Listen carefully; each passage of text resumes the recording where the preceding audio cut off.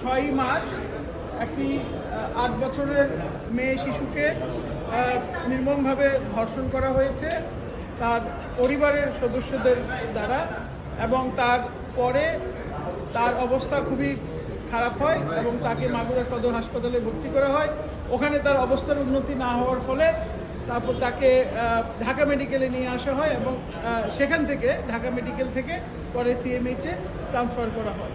তার অবস্থা এখনও খারাপ, জীবন মৃত্যুর সন্ধিক্ষণে আছে এবং এই ইস্যুটা নিয়ে সারা বাংলাদেশেই বিশেষ করে মেইন স্ট্রিম গণমাধ্যম, তার মানে আপনারা এবং সোশ্যাল মিডিয়ায় সামাজিক যোগাযোগ মাধ্যমে অনেক আলোচনা সমালোচনা হয়েছে এই ইস্যুটা নিয়ে।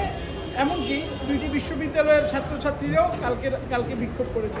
তো এই ইস্যুটা আমরা মনে করেছি যে কোর্টের নজরে আনা উচিত, এবং সেই কারণে আমার সাথে আমার লার্নেড ফ্রেন্ড সৈয়দ মাসিফ উনিও ছিলেন এবং আমার অন্যান্য লার্নেড ফ্রেন্ডরা ছিলেন। আমরা কোর্টের নজরে আনি এবং আমরা একটা public interest litigation application file করি।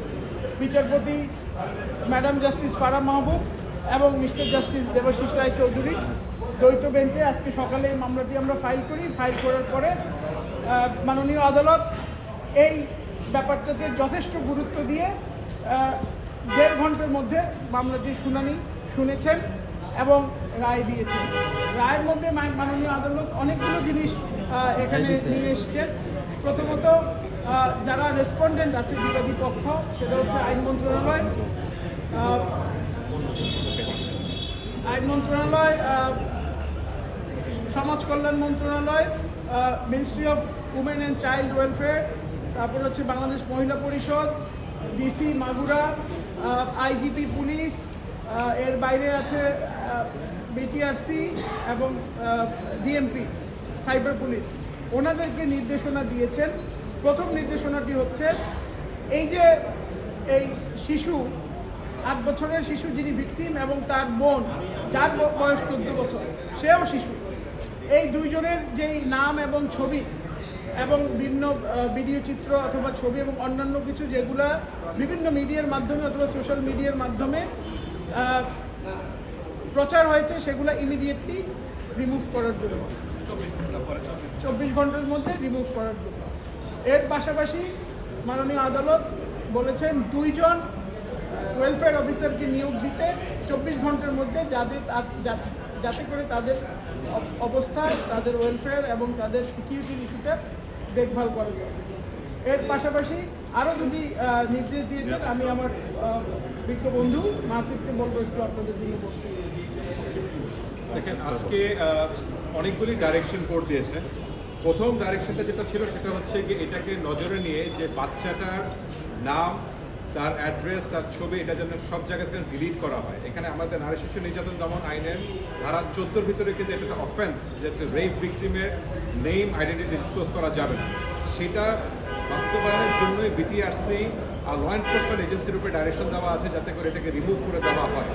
এটা যদি না করা হয়, তারা যদি ব্যর্থ হন, সেই ক্ষেত্রে এই যে গভর্নমেন্ট বডি তো পানিশেবল হবেই, এছাড়া যারা এখানে পাবলিশ করেছেন তার ডিটেলসগুলো প্রত্যেকটা ইন্ডিভিজুয়ালকে যেন আইডেন্টিফাই করে তাদের এগেন্সে যেন আমাদের ধারাবাহিক লর আন্ডারে যেন তাদের এগেন্সে পানিশমেন্ট দেওয়া হয়, সেটা একটা ডাইরেকশন দেওয়া আছে। কোর্ট এটা খুব স্ট্রিক্টলি এটাকে মনিটর করতে বলেছে যাতে করে এই ধরনের সিচুয়েশন যেন কখনো না হয়। একটা রেপ ভিকটিমের আইডেন্টিটি যেন কোনো অবস্থাতেই যেন ডিসক্লোজ না থাকে, এটা আইনের লঙ্ঘন হচ্ছে। আর এটাকেই যেন বাস্তবায়ন করা হয়, তার জন্য প্রত্যেকটা গভর্নমেন্ট এন্টিটিকে কোর্টের উপর থেকে ডাইরেকশন দেওয়া হবে। এটা গেল মেজর একটা ডাইরেকশন। আর সেকেন্ড হচ্ছে ইমিডিয়েটলি একটা 2 জন আপনার অফিসার নিয়োগ করে দেওয়া, যাতে করে হচ্ছে তারা যেন বাচ্চাটা যেহেতু হচ্ছে তাদের রেসিডেন্সটা মাগুরাতে, বা এই মুহূর্তে তারা আছে ঢাকাতে, তার জন্য 2 জন ওয়েলফেয়ার অফিসার ঢাকা এবং মাগুরা উভয় তারা হচ্ছে কি ইমিডিয়েটলি বাচ্চাটাকে লুক আফটার করা শুরু করবে, যাতে করে বাচ্চাটার সেফটি, হেলথ, সোশ্যাল স্টেটাস সব কিছু যেন তারা যেন প্রপারলি এনশিওর করতে পারে। পার্টিকুলারলি যাতে করে বাচ্চাগুলো যেন কোথাও হিন্ডার্ড না হয়, কারণ এটা আমরা জানতে পারছি যে 2 জনই শিশু, আর 2 জনই হচ্ছে গিয়ে এখন একজন হচ্ছে গিয়ে বিবাহিত, তার শ্বশুরবাড়ি আছে, কিন্তু ওইখানেই অফেন্সটা হয়েছে, তো সে সেখানেও সেফ নেই। আবার তার বাবা মা অনেক জায়গায় ক্লেম করছেন তারা আর্থিকভাবে দুর্বল। তো সেই অবস্থাতে আমাদের একটা কন্টেনশন ছিল যে কীভাবে বাচ্চাটার সেফটি এনশিওর করা যায়। মাননীয় আদালত এই জিনিসটা খুব সুন্দর মতো কনসিডার করেছে আর এই ডাইরেকশনটা দিয়েছে। সামনে 17 তারিখে এই মামলাটা আবার কোর্টের লিস্টে আসবে। এই 17 তারিখে একটা কমপ্লেন্স দিতে বলেছে এই প্রত্যেকটা রেসপন্ডেন্টের, তাদের উপর যে ডাইরেকশনটা দেওয়া হয়েছে, তারা কে কী কাজ করলো, কতটুকু পর্যন্ত তারা কী করতে পারলো, সেটাকে কোর্টের কাছে তারা অবগত করবে। বিচারের বিষয়টা হচ্ছে কি আইনের ভিতরে বলে দেওয়া আছে 180 দিন। 180 দিনের কথা বলে দেওয়া আছে। কোর্ট যখন দেখলো আইনের ভিতরে 180 দিন দেওয়া আছে, কোর্ট সেটাকে আর ট্রাভেল বাইপাস করতে পারলো না। তার জন্য কোর্ট বলে 180 দিনের মধ্যেই যেন কমপ্লাই করতে হয়, 180 দিনের মধ্যে যেন বিচারটা শেষ করা হয়। জি জি।